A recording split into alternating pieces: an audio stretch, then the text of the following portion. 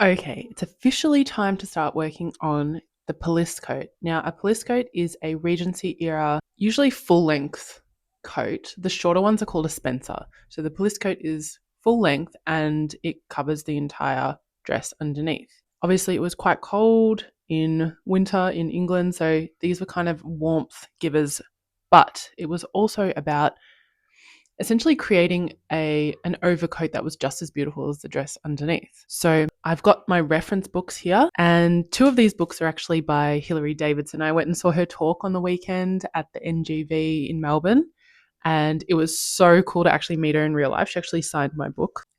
And so this is one of her books here. This is A Guide to Regency Dress.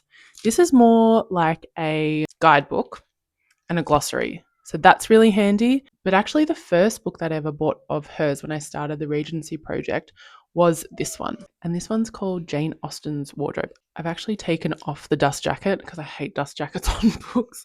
But this is actually an incredible book.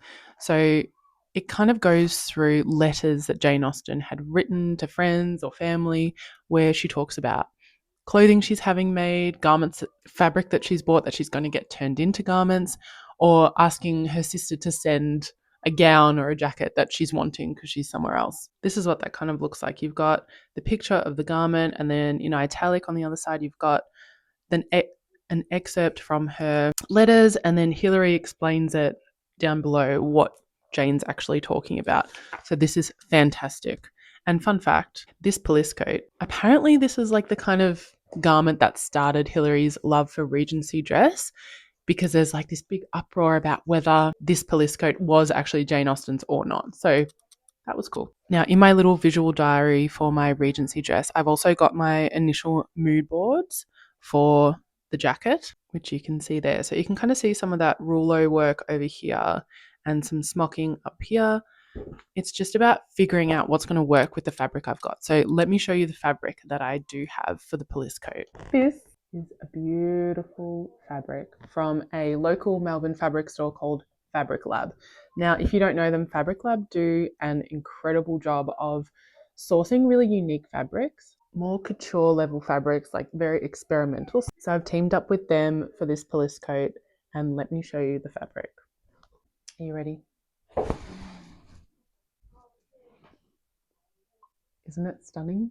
This is a beautiful metallic brocade jacquard fabric, and it's just really, really special. Now, the thing is with this fabric, with my original mood board, I've got that kind of rouleau work there on the plain solid linen, but I don't think that's really going to work with this type of fabric. Like, this fabric is so beautiful already and a little bit busy with the metallic and the actual design within the jacquard. So it's figuring out what kind of adornment I do want to put on the jacket. Now, it doesn't perfectly color match my Regency dress. It's not so pink, it's more like kind of gold and warm. So I think it would actually do better over the top of my toile of my dress because it's a bit more like warmer, earthy tone. So it'll probably go over the top of that. At the end of the day, it doesn't matter so much what's underneath the police coat because you can't really see it anyway. Like, it completely covers you all the way up to the neck, all the way long sleeves and to essentially the floor. So it doesn't really matter what dress is underneath it, but it does mean that the sleeve is going to have some room up the top to kind of cater for the sleeve underneath, just to make sure it's more comfortable. I also want to try out, so this kind of triangular bit at the back of the garment is called a kite. And I was thinking maybe in that kite section of the back of the police coat, I could do some smocking, and inside the actual space of those honeycomb smocking areas, I could put little pearls in there, like this reference that I've got here, which is really cool. So I might actually cut a little piece out. Now, I won't be able to put it through my smocking machine. It's definitely too thick and it'll probably be too small. So I'm actually just going to hand smock it to start with and see how we go. So let's get started.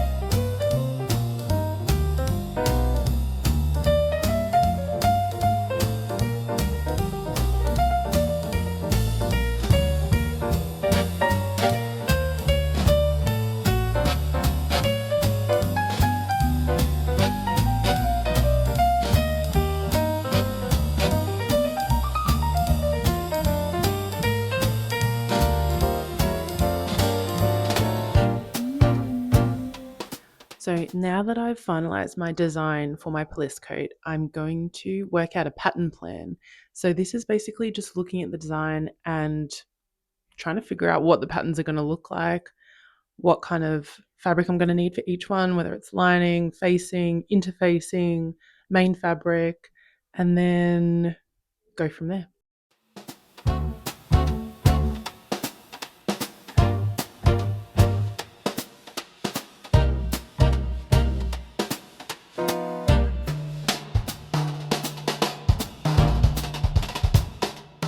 Okay, we're back and we're creating the pattern for the police coat today. So I'm going to start with the sleeve, and I think I'll make it kind of like a Spencer length. Like I really don't need to do the full length in the toile because it's just a big block of fabric at the bottom. So I'm going to make it like the kind of short cropped length so I can get the collar right, the bodice on the front and the back right, and the sleeve right. That's the main part. I'm going to have to really keep in mind about making a little bit more oversized, like more ease in it, because it's going to be going over the dress. But I made my little sleeve the other day and it's actually super cute. Here, I'll show you. So this is how the little sleeve turns out, and it's actually adorable. So I've kind of got that as a base to go off.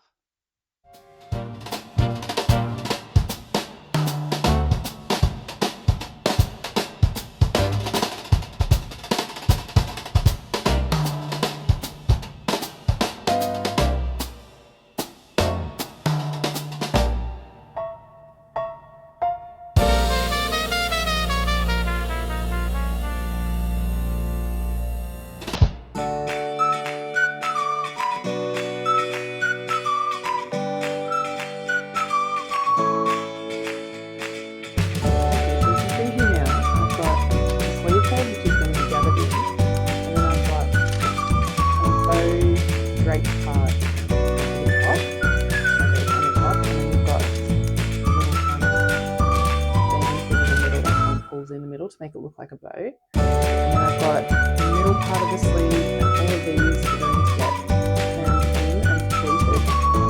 And so that's the back of the sleeve, that's the front of the sleeve, and then I've got it into the under sleeve seam. And then I've got the cuff, the bow that's going to go over the like gathered in and draped over the cuff with another one of these on the sleeve and put it all together. So now I need to start the sample of the sleeve and the half. I think I'm going to do a half jacket. Maybe I should do a full jacket, but anyway, I'm going to start with this one sleeve. But I need a fabric that's going to be the kind of same weight. I do have a cotton duck, like a kind of canvas fabric that is quite thick. I'm just going to measure the weight of it compared to the weight of my final fabric and see if we've got something similar. Okay, so I'm using my 10 by 10 centimeter GSM measurement pattern. I actually have a GSM calculator on my website, and this pattern is kind of part of that.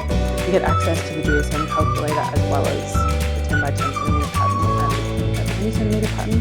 So anyway, I cut out this duck that I have here, which is quite a thick kind of canvas material.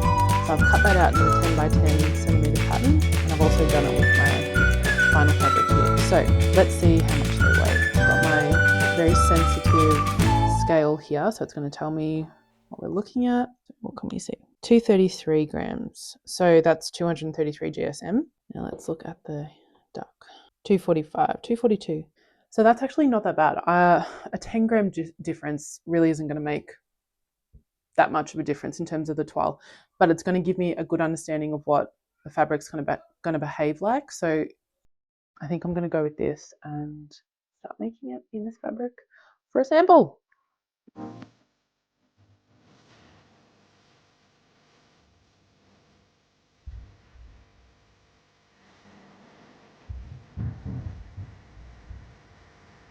Okay, so when it goes on the top over the sleeve underneath, which is extremely puffy with added puffy bits on, it is snug. So I definitely need to make it even bigger. I need to actually make the sleeve kind of like taller and wider to kind of accommodate for that gigantic sleeve underneath. So I'm going to do that. I'm happy with how, it's hard to tell because it's a printed fabric, but I'm happy with where this bow is kind of sitting and where it's fitting around the sleeve head too. I like that it's got the kind of, it's tightening the puff here and here, so that's kind of ruching really nicely. I'm happy with the width of that. I don't necessarily want that to be any smaller. I think it's quite tight around the bicep, so I'm going to loosen that out a little bit. I think with the pleats, I don't know whether I should just do pleats all the way around just to make it a bit more balanced. And maybe, because the pleats and the fullness are only really sitting at the elbow. So maybe if I had the pleats all the way around, it would create more of like a lantern effect. So I feel like then it's like mirroring this a bit better. So you've got, because everything else is symmetrical. So I think I need to add the pleats all the way around to make it more symmetrical. So you've got this, and it's kind of coming in, and then you've got the lantern shape kind of coming in, and then you're mirroring that. So then you're getting that kind of balance for the eye. So I think I'm going to do that. And here I think I'm just going to change the centering of the middle of the bow to be sitting a bit more in line with where it is up here. And otherwise, I'm pretty happy with that. I just need to open it up a bit, get some more room into the sleeve head for the sleeve underneath, add some more pleats around the bottom to make that even, move this over a little bit, maybe open up the sleeve a bit more because that's a bit too tight. There's not enough ease in there to kind of like get your arm through easily. And I'm just not used to doing jackets, so I'm used to having things like quite tight on the skin, but I need to make it a bit more movable. So yeah, I think that's all going to help. I'll open up the bicep a little bit more as well. Now it's time to start working on the collar of the police coat and the bodice and the back.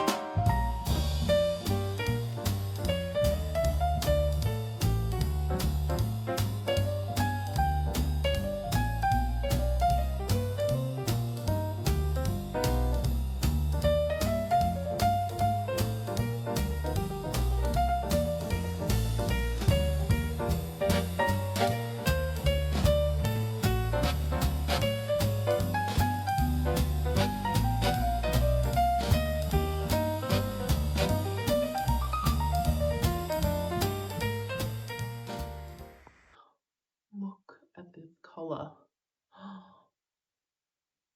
The pearls. And this is the back. The collar turned out so good. I think because I put a collar stand in there, it just sits a lot more nicely now. So much detail on the back piece.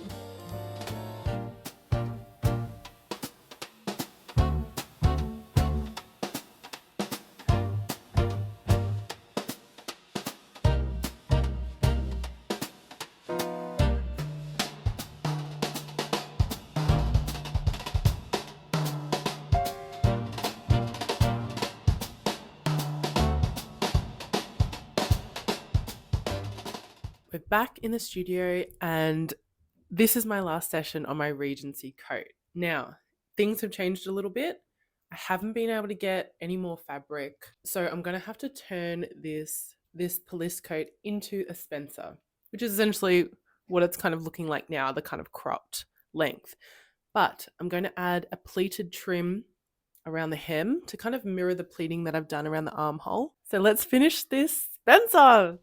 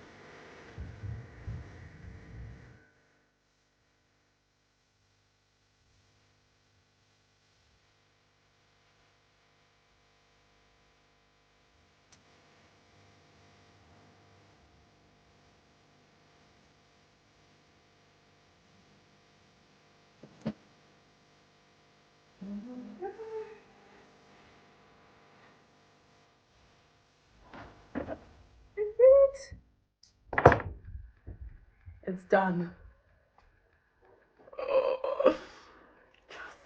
And here we have the final jacket. I